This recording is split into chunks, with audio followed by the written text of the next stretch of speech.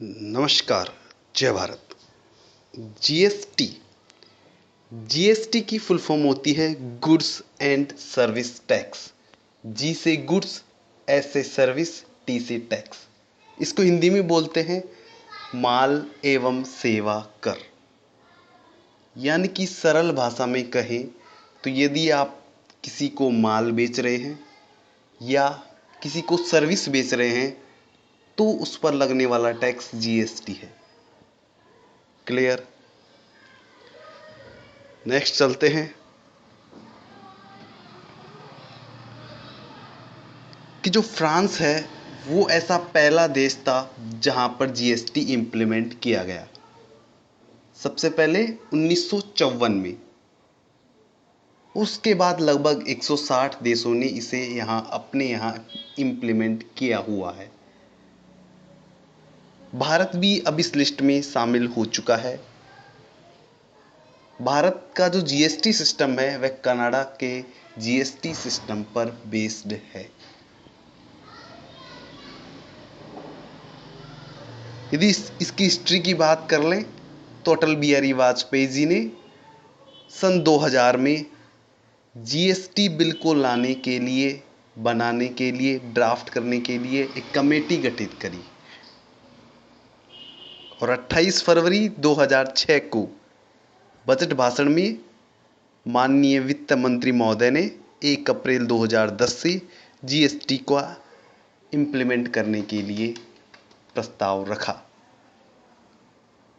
इसके लिए संविधान में 122वां संशोधन लाया गया सन 2014 में।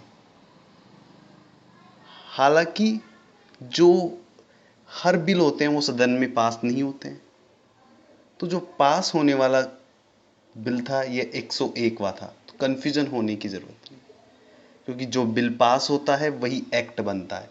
तो यदि एक्ट की बात करें तो 101वां संविधान संशोधन, बिल की बात करें 122वां संविधान संशोधन। क्योंकि जो हर बिल तो पास होता नहीं है, तो जो बिल पास हुआ उसका क्रमांक है 101वां। क्लियर? तो एक्ट की बात करें 101, बिल की बात करें 122। यह 19 दिसंबर 2014 को लोकसभा में रखा गया। 3 अगस्त 2016 को राज्यसभा में, 8 अगस्त 2016 को राज्यसभा ने इसे संशोधन करके इसे लोकसभा में वापस रखा गया और 8 सितंबर 2016 को माननीय वित्त मंत्री महोदय प्रणब मुखर्जी द्वारा साइन किए गए।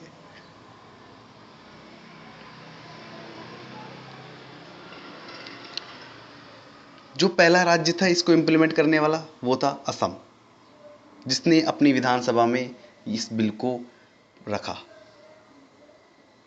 1 जुलाई 2017 से पूरे देश भर में यह लागू हो गया, जम्मू कश्मीर को छोड़कर। और अब आप देख लीजिए 2000 से शुरू हुआ, 2017 में खत्म हुआ। लगभग 17 साल लग गए इस जीएसटी को लाने में, वो भी 160 देशों के बाद। 8 जुलाई 2017 से जम्मू कश्मीर में भी इसे लागू कर दिया गया। इसमें टैक्स की 5 स्लैब रखी गई: 0%, 5%, 12%, 18%, 28%।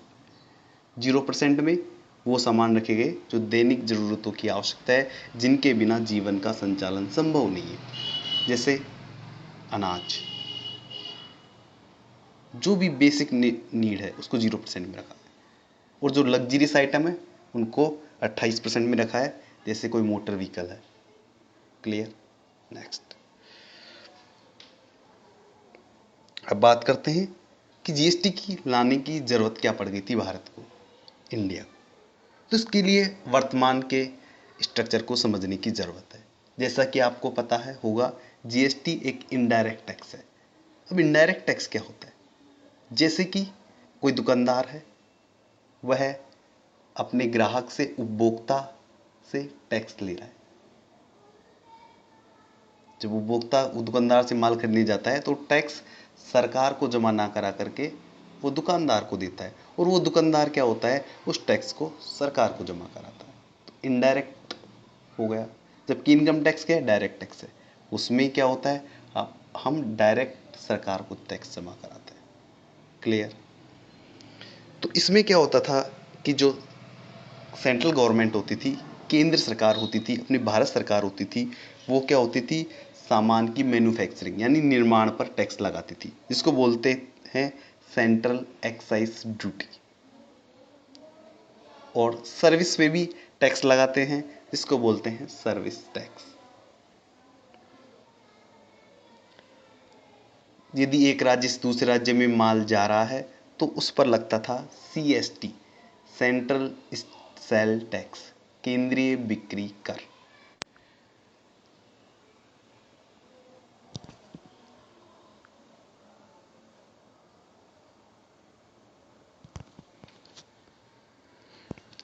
और जो राज्य सरकारें लगाती थी उसको बोलते थे सेल टैक्स।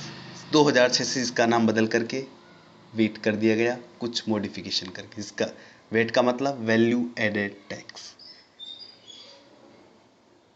यदि कोई राज्य में कोई सामान आता था तो एंट्री टैक्स लगता था। यदि आप किसी होटल में रुकते थे तो होटल वाले लग्जरी टैक्स देते थे।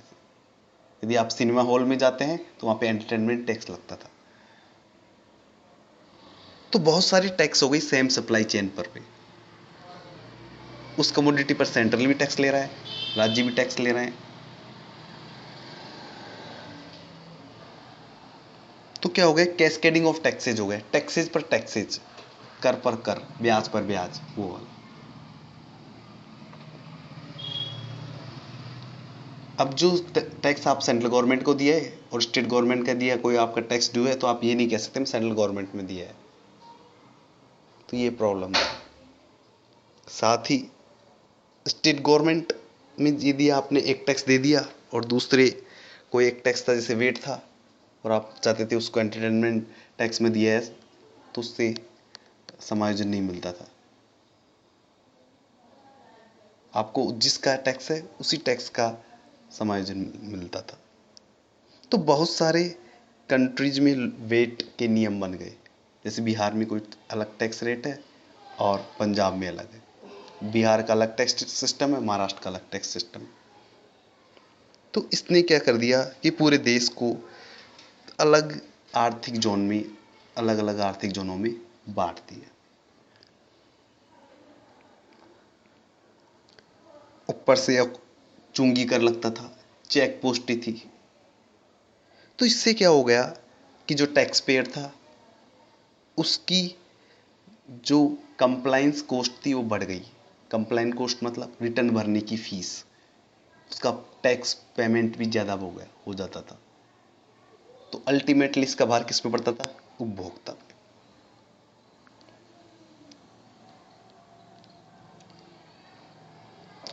अब बात करते हैं कि GST आखिरकार क्या था,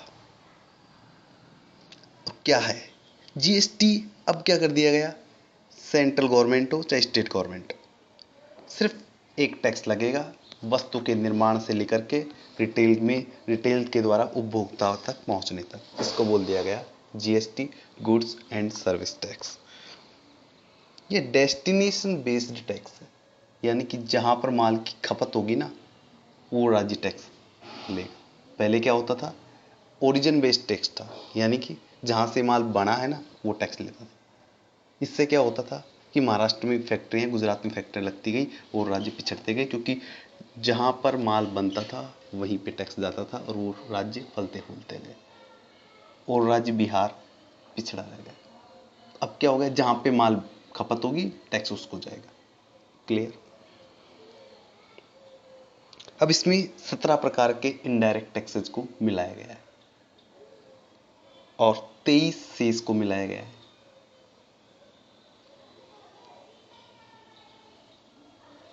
GST क्या होता है, ड्यूल है, केंद्र सरकार राज्य सरकार का। इसमें आपको ज़्यादा दिक्कत नहीं। यदि कोई मान लो आप एक राज्य में माल बेच रहे हैं तो आपको आपके बिल में देखते होंगे SGST CGST। S का मतलब स्टेट GST, C का मतलब सेंट्रल GST। जैसे ऐसा नहीं कि डबल डबल टैक्स रेट लेगा। जैसे किसी वस्तु पर मान लो 18% टैक्स रेट है तो 9% SGST, 9% CGST, दैट्स ऑल। आपको बिल में शो करना है। उसके लिए अलग अलग कुछ भी नहीं, जहाँ पे भी है आप रिटर्न भरोगे तो 9% SGST है के कॉलम में जमा करा दी और 9% CGST के कॉलम में। यदि मान लो आप एक राज्य से दूसरे राज्य में माल बेच रहे हैं तब लगेगा IGST। क्लियर? जिसको बोलते हैं इंटीग्रेटेड GST। तो जब आप बिल में दिखाओगे तो उसको लिखोगे IGST 18%। बात आई?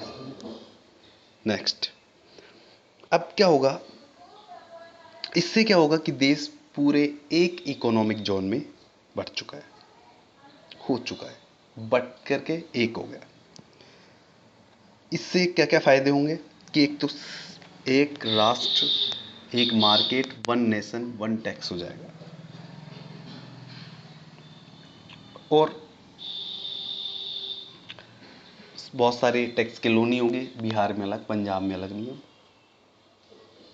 दूसरा फायदा ये हो जाएगा, आपने सेंट्रल कहीं पे भी आपने सप्लाई चेन में टैक्स दे दिया, जैसे मान लो आप रिटेलर हैं, आप होलसेलर को टैक्स दे करके आ गए, और उपभोक्ता से जब आप टैक्स लेंगे तो आप कह देंगे कि वो टैक्स तो मैं दिया है और बाकी का टैक्स है वो सरकार ले लो। That's all.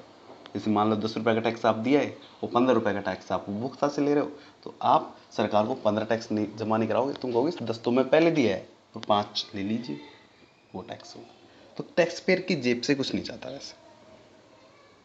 अब क्या होगा कि एक नेटवर्क बना दिया गया है, GSTN, goods and service tax network. सारा काम ऑनलाइन, पेपर वर्क खत्म, ट्रांसपेरेंसी हो जाएगी, भ्रष्टाचार खत्म हो जाएगा, अधिकारियों की लाइबिलिटीज क्रिएट हो जाएगी, और जो किसी प्रकार का फ्रॉड नहीं हो पाएगा।